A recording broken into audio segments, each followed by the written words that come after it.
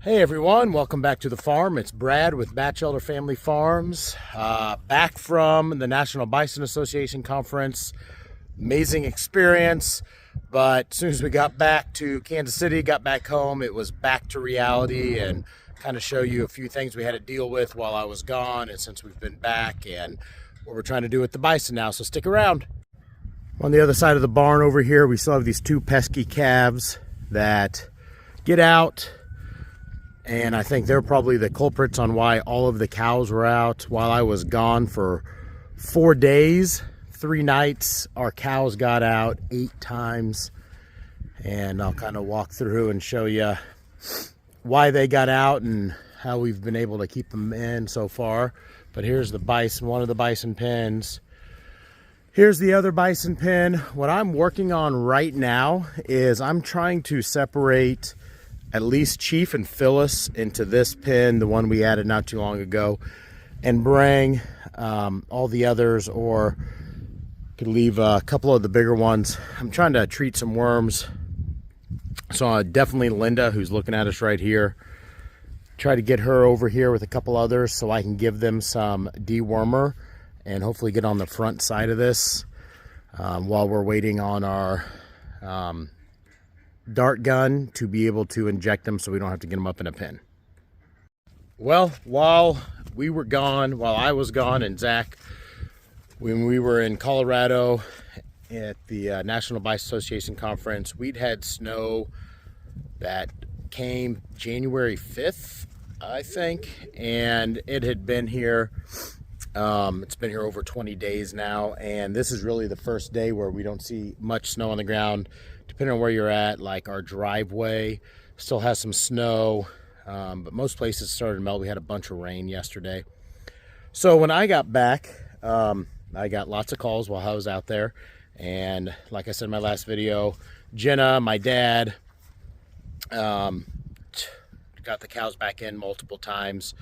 The problem was we have electric fence that goes around and it's worked great all year. But we hadn't seen the sun in a while, and it's all a solar charger.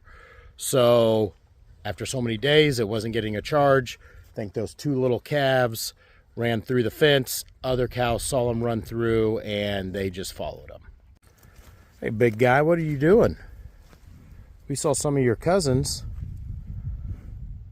Yeah, they would make you look like a mouse compared to the size of them.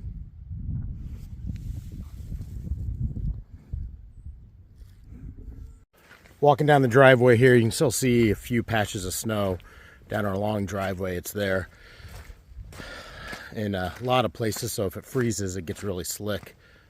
But you can see the hay pile looks a little bit different. So what the cows were doing is they were coming out and they were heading right over to the hay pile, which they had 4 bales out in the pasture. But I had brome bales over here, which are now stacked up on top. The 3 there, I had 5, they destroyed 2.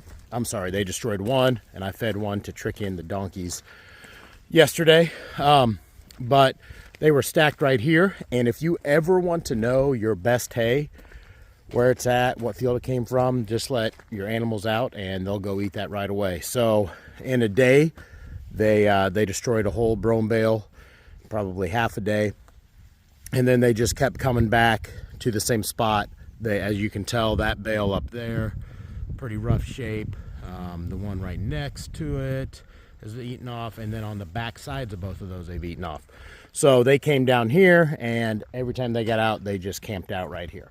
You can see with all this water as well, all the mud. That was a big puddle of water yesterday, and I had to stack all these bales and move them all to get the hay out of the standing water. So when I got back, I took our charger that plugged in. Well, it actually can be a solar and a plug-in, so I took it off of our solar, and it was the first charger we put in here in 2015. And I ran an extension cord, as you can see right here, from the barn all the way down to, you see this little red small building just on the other side, and you can see we have Hope back. Newman brought her over. geez, about a week ago now. And there's a white fence right in front of her, and just on the other side of that, the extension cord running, and it's plugged in. So that was great. That worked for the first couple days after I got back. Then after I got back, those couple days, we had a freezing rain ice storm, and it got on the line, and it made it so heavy that it was breaking the plastic posts that were holding it in. And so our line went down again. And the cows eventually found where it was on the ground, and they got out.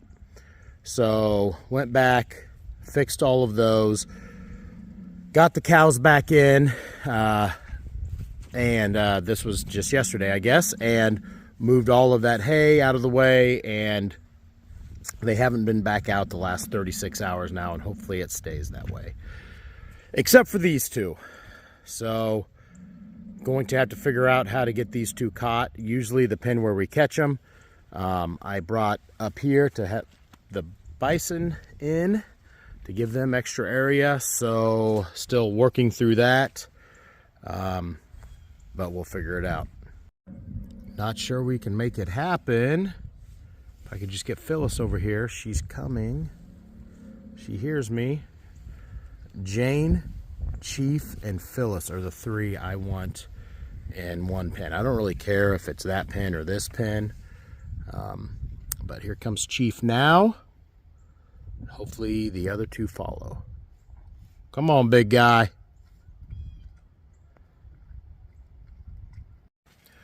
Come on, Jane. Can I get you to go through those gates down there? Come on, girl.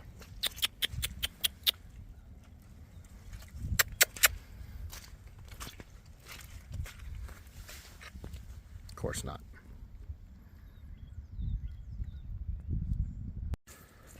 Just came over to the barn and went inside for a while, and we've got we've got all five that I wanted over in this pen in here right now. We've got Chief and Phyllis over here. This is actually the side where I wanted those two. So if I can get this gate closed, we can get these guys extra dewormer. Looks like it's gonna be okay.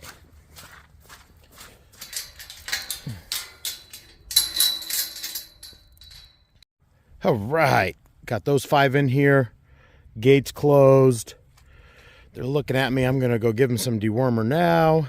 We've got Phyllis and Chief over here. So I will hit them up with some dewormer later. But I want to get these other ones dewormed right now. Way to cooperate, everybody. Glad it all worked out. All right, got the first bag poured in there. I've got two more bags. Something else I hadn't really thought about is going to be interesting. Which of these animals is going to be the boss cow now that Phyllis isn't in here and they don't have to worry about Chief? Kind of think it'll be Jane, because she's one that would go. This is Jane right here. She would eat out of the same feeder as Phyllis and Chief. Seem to be okay, even though she's the third smallest behind Babs and Lucy, but she seems to hold her own. And she would have been one that I would have been okay leaving on the other side because she looks real nice. But she's over here. Just wanted to mainly get Chief and Phyllis away from the others so they could all start eating kind of as they want. So we'll see how this goes. Makes me feel much better, and hopefully it does the trick. Well, thanks for following along today. Hope you enjoyed seeing all the mud and the nasty weather. Very excited to be able to get those five separated. They've eaten that whole bag of dewormer tubes I put out for them already. It was just about 15 minutes ago. Came over here to give Phyllis and Chief some snacks. They don't like being separated from the other ones. They were just pacing along the fence, so definitely gonna keep feeding them some treats over here. Well, you can tell that we saw some cows getting out, bottle calf Hope and a coming on 2-year-old heifer that will breed for the first time this year. Are both out right now, so I'll take them back in Until next time, we hope everyone stays well, and we'll see you back here real soon.